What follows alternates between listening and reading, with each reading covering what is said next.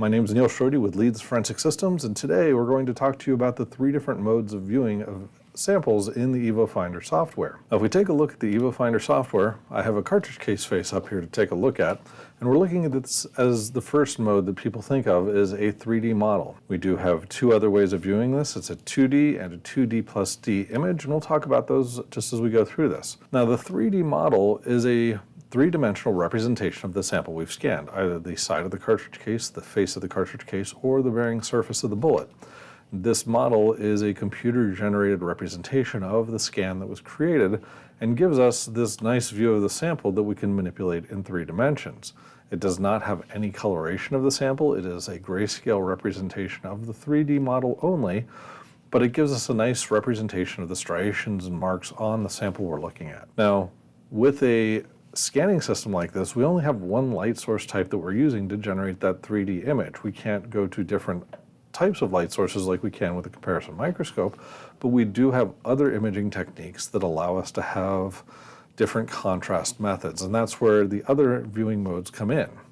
So if we switch from the 3D to the 2D, you're going to see that we're seeing the same representation, but now we're looking at a grayscale image and it has the coloration of the sample. So it is a grayscale representation. You can see discoloration on the sample, but it is a flat image like a photograph or the screen on the display on the monitor. We can't get depth characteristics out of this. We can't tip the sample back and look into that 3-dimensional model. Now, the third method which we have is called a 2D+D, where we're taking that 2D model or that 2D image and we're overlaying it on top of the 3D model, so we get a third contrasting technique to be able to look at these samples, to get the contrast, to be able to see what we need with them to do our examination and our comparisons.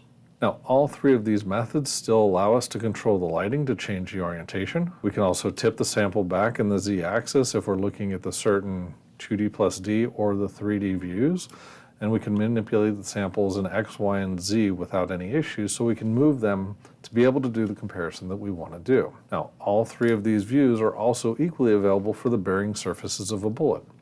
This is M1911A1 that we're looking at, and the bearing surface of a bullet fired through that. So here we see our land engraved area and then a nice groove impression over to the left of that. This is the 3D model. If we want to go and see this as the 2D model, we can change it over to that view where we can get the striations and the contrast of that view.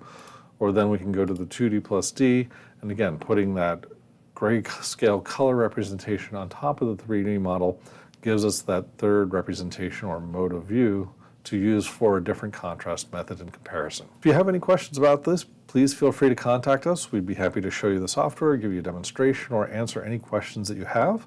And I will not be here in 2 weeks, but we're going to push out our next episode to 3 weeks from now, which is going to be March 25th, where we're going to go over hit matching in the software and show how these are associated with each other, stored in the database, and how you can use that information to associate different hits that occur within your database on the Evofinder system.